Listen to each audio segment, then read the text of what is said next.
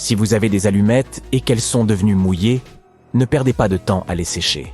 L'eau peut modifier le composé chimique et les allumettes ne fonctionneront tout simplement pas. Pour soigner l'hypothermie, ne montez pas dans un bain à remous. Remplissez des bouteilles avec de l'eau chaude et mettez-les sous vos aisselles. Cela vous réchauffera mieux que le bain à remous, c'est sûr. Lorsque vous avez soif et que vous n'avez pas beaucoup d'eau, ne la conservez pas pour qu'elle dure plus longtemps. Cela peut entraîner une déshydratation encore plus grave. Au lieu de cela, buvez chaque goutte et essayez de trouver plus d'eau dès que possible. L'hydratation est indispensable quel que soit le temps.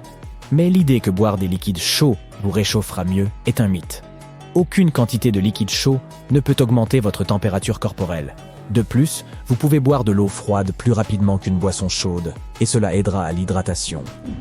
Ne titillez jamais une ruche, car ses habitants se montreront défensifs. Vous pensez ? Et essayez de s'échapper en sautant dans un lac ou une rivière ne servira à rien. Les abeilles attendront que vous remontiez à la surface et vous attaqueront. Après avoir titillé la ruche, courez le plus vite possible et ne vous retournez pas.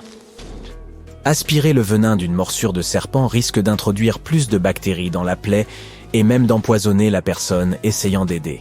Au lieu de cela, prenez une photo du serpent, allongez-vous en attendant de l'aide et essayez de rester calme. Une des choses les plus logiques à faire quand on a froid est de se couvrir en superposant les couches de vêtements. C'est généralement vrai, mais pas si vous mettez des vêtements en coton. Lorsque le coton est mouillé, il perd toutes ses propriétés bénéfiques et peut vous faire sentir beaucoup plus froid. Vous devriez toujours porter des vêtements en laine car ils sont de bien meilleurs isolants. Ne buvez jamais d'eau de cactus. Elle peut vous donner un terrible mal d'estomac et même vous paralyser. À moins qu'il ne s'agisse d'un cactus en forme de hameçon. Mais même alors, c'est trop risqué. À la place, essayez de manger les fruits de la plante. Ils sont remplis de jus. Lorsque vous êtes poursuivi par un prédateur, ne sautez jamais d'une falaise dans l'eau. C'est beaucoup plus dangereux que de rencontrer le prédateur.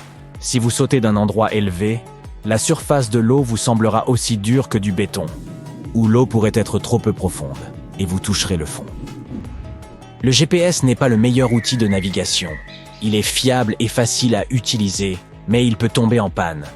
Vous devriez donc apprendre à utiliser une carte et une boussole. Ils ne vous laisseront pas tomber si vous savez comment les utiliser correctement. Une flaque d'eau peut sembler mauvaise et sentir un peu. Mais l'eau est de l'eau, n'est-ce pas? Malheureusement, la faire bouillir peut éliminer les bactéries, mais pas les métaux lourds qu'elle contient. Ceux-ci peuvent causer de sérieux problèmes de santé. Une meilleure option est de trouver de l'eau de ruisseau à faire bouillir. Consommer des baies sauvages dans la forêt est dangereux. Tout d'abord, vous devez vérifier si elles sentent bon. Si elles ont une odeur de poire ou d'amande, évitez-les. Ensuite, prenez-en une, frottez-la sur votre avant-bras et attendez 15 minutes. Si votre peau commence à démanger, ne mangez pas ces baies. Si vous croquez dans une baie et qu'elle a un goût amer, picotant ou savonneux, recrachez-la. Ne sucez jamais des pierres pour obtenir de l'eau. On croit que lorsque vous le faites, votre corps produit plus de salive. Et cela vous hydrate. Ce n'est pas vrai. Si vous ne buvez pas d'eau, rien ne vous aidera. Pire encore, vous pouvez vous étouffer avec la pierre. Manger de la viande et du poisson cru est vraiment dangereux.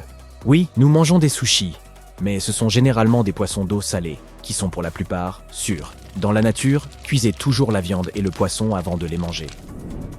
La mousse ne pousse pas seulement sur les surfaces orientées au sud.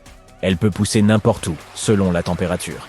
Donc, ne l'utilisez jamais pour vous orienter. Vous feriez mieux d'utiliser des sources plus fiables. Par exemple, gardez à l'esprit que le soleil se lève à l'est et se couche à l'ouest. Suivre les oiseaux pour trouver de l'eau est un mythe. Ils pourraient voler n'importe où. Les animaux terrestres, comme les cerfs, sont une bien meilleure option. Ils savent généralement où se trouve la source d'eau.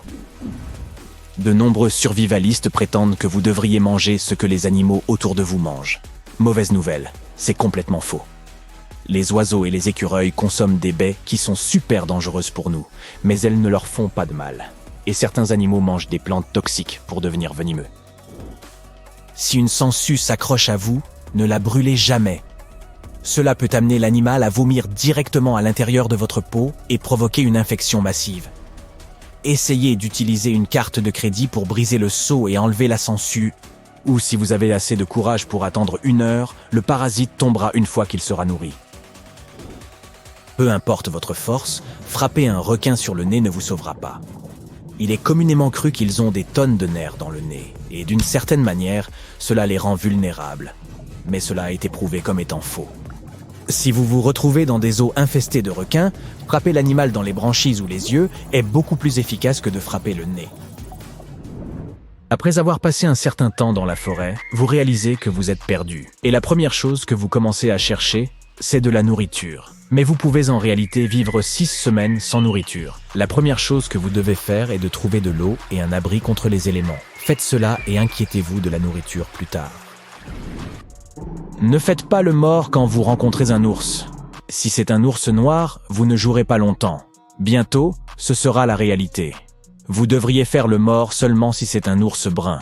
Souvenez-vous de ce dicton, si c'est noir, battez-vous. Si c'est brun, couchez-vous. Si c'est blanc, dites bonne nuit. Vous ne devriez pas nager parallèlement au rivage si vous vous trouvez dans un courant d'arrachement. Au lieu de cela, essayez de nager à un angle loin du courant et vers le rivage. Rappelez-vous, vous ne devriez pas ressentir trop de résistance en nageant. Quand vous êtes perdu, ne dépensez pas toute votre énergie à essayer de faire un feu. Essayez d'abord de construire un abri. Cela peut vous protéger des éléments et vous aurez un endroit où vous reposer et dormir après une longue journée épuisante de survie. Conseil bonus. Construisez toujours un lit dans votre abri. Vous aurez plus chaud lorsque vous êtes hors du sol. Être coincé dans un désert vous fera certainement avoir chaud. Mais pour éviter d'avoir encore plus chaud, ne retirez pas vos vêtements. Le tissu sert d'isolant et vous garde au frais. À moins qu'il ne s'agisse d'un gros pull en laine, bien sûr. La plupart des personnes vivant dans des climats chauds portent des vêtements blancs couvrant tout leur corps pour éviter la surchauffe. Manger de la neige peut causer une déshydratation supplémentaire. Votre corps utilisera plus d'énergie pour faire fondre la neige et, par conséquent, plus de liquide. Prenez votre temps et faites d'abord fondre la neige, puis vous pourrez boire l'eau. Aussi, assurez-vous de ne faire fondre que de la neige purement blanche. Une décoloration signifie qu'elle contient autre chose que de l'eau, surtout si la neige est jaune. Si vous restez trop longtemps dans le froid, vous pourriez attraper de vilaines gelures. Si vous reconnaissez les symptômes, ne frottez jamais vos mains l'une contre l'autre. Cela pourrait endommager encore plus votre peau. La meilleure chose à faire est de chercher immédiatement des soins médicaux. Vous voyez une grotte, et la première chose que vous faites est d'allumer un feu. Je veux dire, les hommes des cavernes faisaient cela tout le temps. Donc ça doit être correct, non? Oh, l'accumulation de fumée peut être très nocive. À la place, essayez de vous couvrir avec des feuilles de plantes pour vous réchauffer. Se faire piquer par une méduse fait très mal. Et uriner sur une piqûre de méduse ne vous aidera pas.